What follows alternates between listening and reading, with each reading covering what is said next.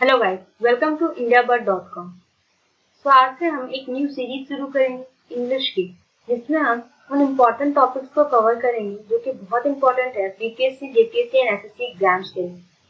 तो आज का हमारा टॉपिक होगा antonym and synonyms. But before we start, if you like this video, please do like, share and subscribe our channel and please press the bell icon for more notification.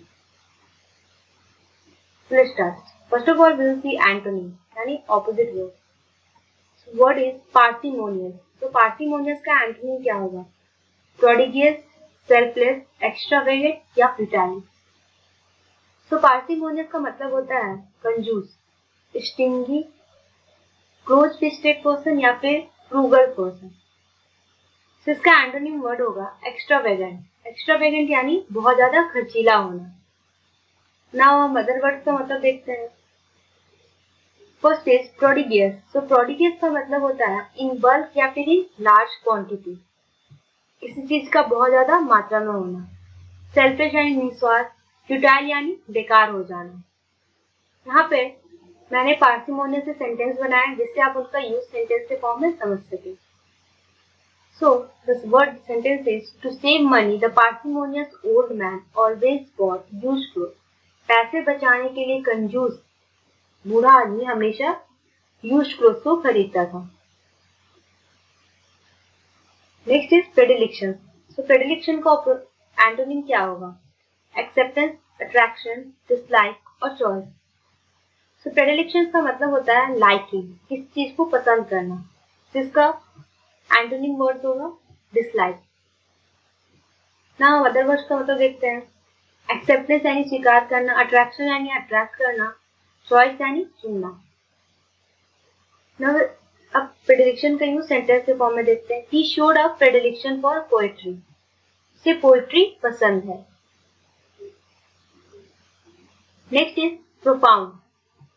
So profound का मतलब opposite meaning क्या होता है? Deep, superficial, hollow या फिर पैलो। Profound मतलब होता है डीप नॉलेज अबाउट एनीथिंग, इस चीज के बारे में बहुत ज्यादा डीप नॉलेज होना, विस्तार पूर्वक नॉलेज होना। सो इसका एंटोनिम वर्ड होगा सुपरफिशियल। सुपरफिशियल यानी कि ऊपर ऊपर। सो हम अदर वर्ड का मतलब देखते हैं। डीप यानी गहरा, हॉलो यानी कि खोखला और सैलो यानी परती भूमि। तो हम प्रोफाउंड का यूज सेंटेंस के फॉर्म में देखते हैं। His knowledge of history is profound, यानी उसे हिस्ट्री की बहुत ज्यादा नॉलेज है, डीप नॉलेज है। Next word is protean. So protean का मतलब ऑपोजिट मीनिंग क्या होता है? एमेच्योर, कैथोलिक, अनचेंजिंग या फिर रैपिड। सो प्रोटियन मतलब होता है वर्सेटाइल और a person who displace great diversity और वैरायटी, जिसमें कि बहुत ज्यादा डाइवर्सिटी या वैरायटी शो करने का टैलेंट हो। ना इसका एंटोनिम वर्ड होगा अनचेंजिंग, जो कि कांस्टेंट रहे। नाउ अदर वर्ड्स को अगर देखते हैं। अमेच्योर यानी कि a person who is novice और विथ नो एक्सपीरियंस। कैथोलिक मतलब अ वैरायटी ऑफ थिंग्स होता है। एंड रैपिड यानी बहुत तेज। हम प्रोटीन का यूज सेंटेंस के फॉर्म में देखते हैं। He is a protean actor who is equally comfortable with light comedy and serious drama. वो एक बहुत ज्यादा वर्सेटाइल एक्टर है जो कि कंफर्टेबल है लाइट कॉमेडी में भी एंड सीरियस ड्रामा में भी। दोनों ही फॉर्म ऑफ एक्टिंग में वो बहुत ज्यादा कंफर्टेबल है। सो he is a versatile actor. Next is quiescent. So quiescent का एंटोनिम क्या होगा? रेस्टलेस, एग्जाम, डेटरेंट या मेंडिकेंट।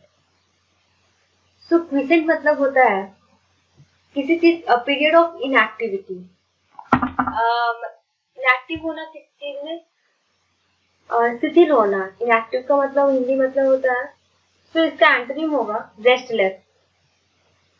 नाउ अदर वर्ड का मतलब देखते हैं। एग्जाम यानी छूट, डेटरेंट यानी टू इनहिबिट या फिर टू हिंडर यानी रोकना, एंड मेंडिकेट यानी कि भीख मांगना।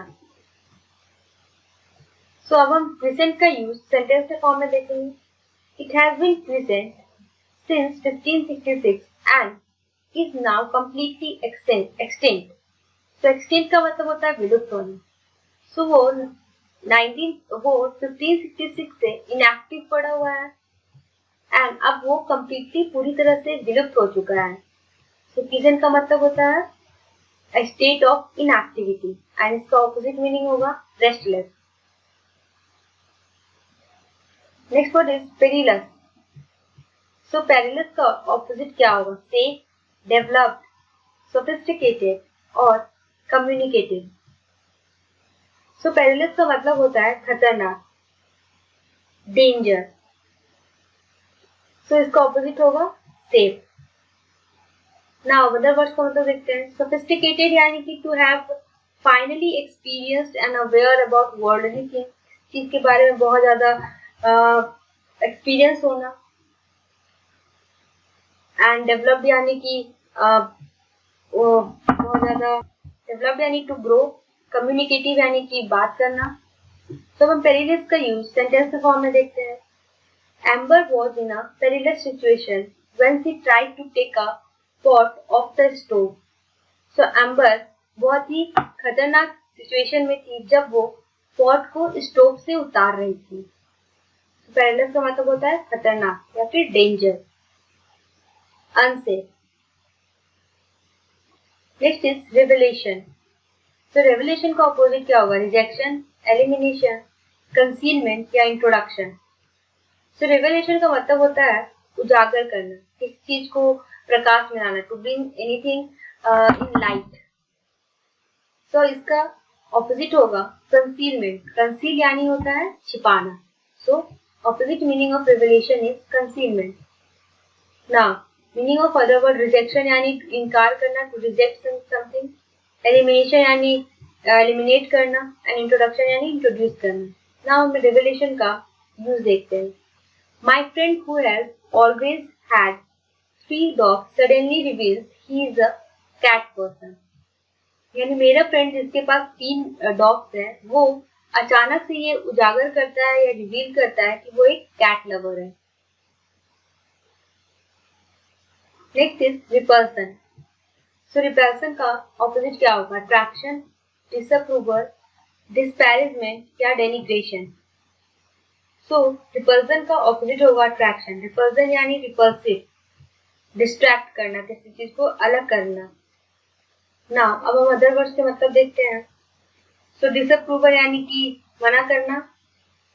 डिस्पैरेजमेंट, तो डिस्पैरेजमेंट का मतलब होता है अपमानित करना, इंसल्ट करना, डिफेम करना. एंड डेनिग्रेशन का मतलब भी होता है डिफेम करना, बदनाम करना किसी चीज को. सो अब हम रिपल्सन का यूज देखते हैं.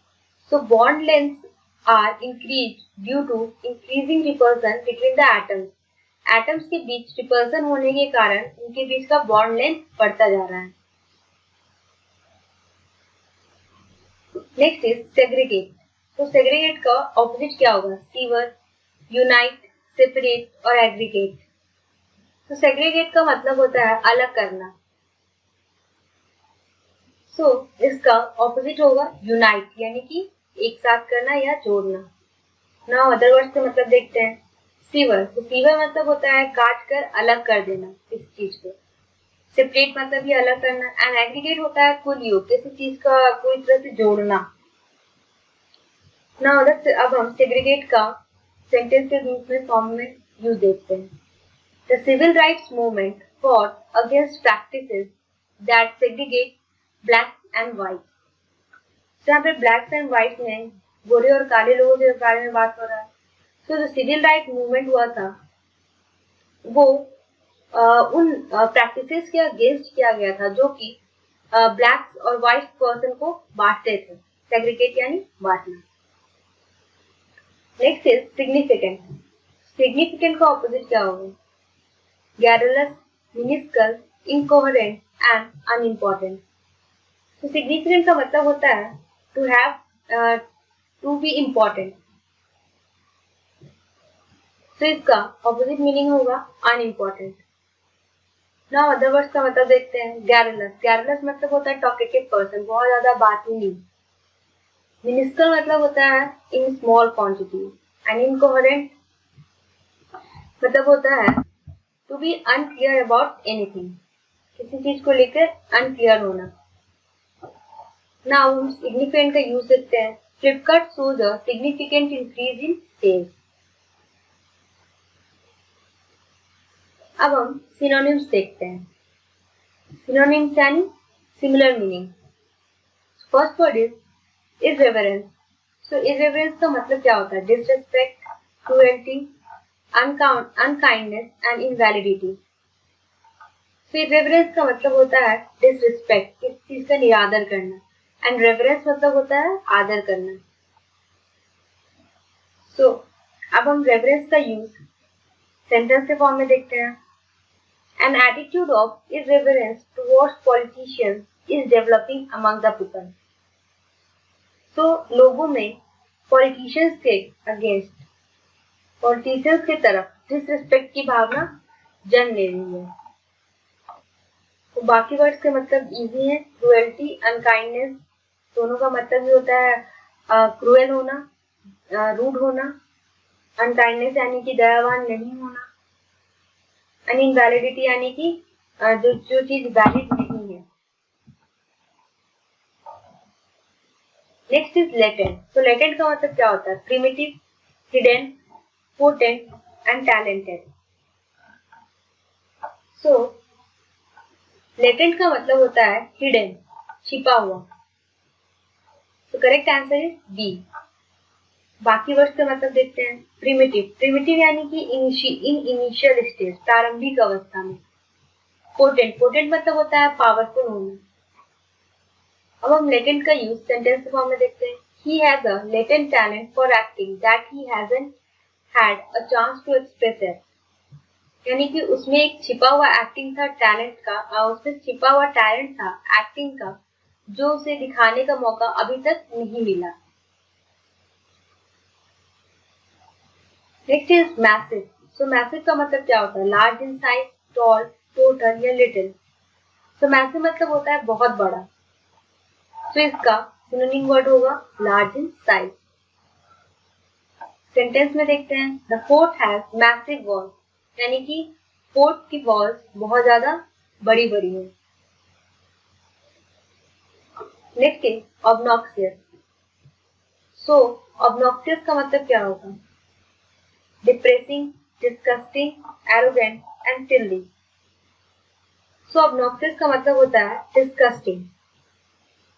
हम अदर वर्ड्स के मतलब देखते हैं। डिप्रेसिंग यानी निराशाजनक, एरोगेंट यानी कि रूड, एंड फिल्दी यानी डर्टी। अब हम इसका यूज सेंटेंस में देखते हैं। Some teenagers were being loud and obnoxious. Next word is panacea. So panacea का मतलब क्या होगा? Flatter, praise, inactivity या फिर cure all. So panacea का मतलब होगा cure all. Panacea यानी कि रामबाण इलाज, किसी चीज कोई इलाज जो कि हर बीमारी में काम करे। So correct answer is cure all. Praise यानी प्रशंसा करना, फ्लैटर यानी कि चापलूसी करना, एंड इनएक्टिविटी यानी कि एक्टिव ना होना, शिथिल होना। सेंटेंस में देखते हैं इसका use. This law will improve the lives of local farmers but it is no panacea. ये कानून लोकल फार्मर्स के लाइफ को इम्प्रूव जरूर करेगा, लेकिन ये कोई रामबाण इलाज नहीं है, यानी ये हमेशा के लिए नहीं किया जा सकता। Next is pragmatic. So pragmatic का मतलब क्या होता है? प्रैक्टिकल, प्लेफुल, कैजुअल और क्लेवर। सो प्रैग्मेटिक का मतलब होता है प्रैक्टिकल होना किसी चीज के बारे में। प्लेफुल यानी टू प्ले फॉर जॉय, यानी मजाक करना। सब यूज सेंटेंस के फॉर्म में देखते हैं। So his pragmatic view of public education comes from years of working in city school.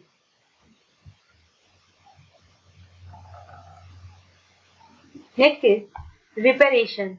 Reparation का मतलब क्या होता है? Compensation, correlation, aspersion and delegation.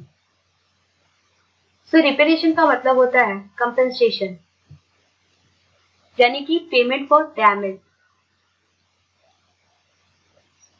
Other words का मतलब देखते हैं। एस्पर्जन, एस्पर्जन यानी होता है अपमानित करना या फिर अटैक ऑन रेपुटेशन। सो एस्पर्जन यानी कलंकित करना, किसी के रेपुटेशन पर अटैक करना। एंड डेलीगेशन, डेलीगेशन मतलब होता है group of people representing anything. So इसका यूज सेंटेंस में, she says she is sorry and wants to make reparation, यानी उसने कहा कि वो चीज को लेकर सॉरी है और वो इस चीज के लिए कंपनसेट करना चाहती है।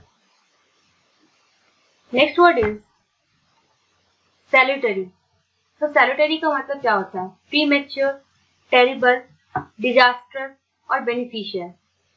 तो सैल्यूटरी का मतलब होता है बेनिफिशियल। अब हम बाकी वर्ड का मतलब देखते हैं।